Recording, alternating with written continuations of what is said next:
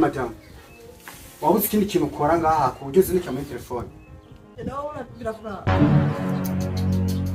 Usigaye unyishura nk'uko. Noneho wallahi. Icyo kuronga cyane wandongo. Ubu rero harigeze ahantu utangwa kungaya jewe. Noneho uri giye. Urashize none. Ubu rero ngo wibonye ngo nguru umugabo. Umugabo bisugura. Aha. Je sinabyumva. Narongoye igicupu cyane. Madam Jane urimo gishura jewe. Uragiye inkono natanze wanyu. Uraharageze kusuzugura tu.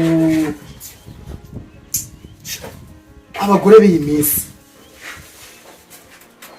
Madam.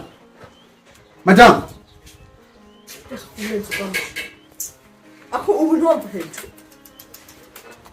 Mana. Asiko na telefone nyoko wakaza gutora.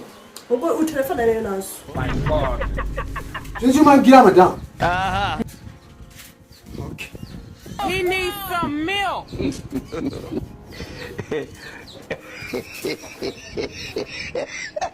Sabye mabo. Ano kukumana nta mahoro na makinya ngamuru gaya. Jumukobwa wawe wampaye ingoma ya Gitega. Je simo rukuntu asiyazindukiye muri telefone ndamuvugisha kandi bijisho. Umenga ni we ndongoye mabuko. Je mafaranga nje mudire vo mu yambi. Muze mutoranye n'igikobwa cyane. Cyari kisubiri wabonye kidibiri wanje. Sa? Chinge na mukurungikira jewe na n'ibintu by'uburofa jewe. Henda kisena mabuko arankufite cyo ku mafaranga yiwanje. Umeze nka nyoko wewe. Meze nka nyoko. Ngarura rimwe kabiri gatatu kitakiri muri urugo rwanje. Ko gisa. Uro wabyibushira isusu wabibonye. Wabonye amabwena neza araba. Suye kunkora. Rabaye wabaye mugabo. Usigaye ngaya jewe.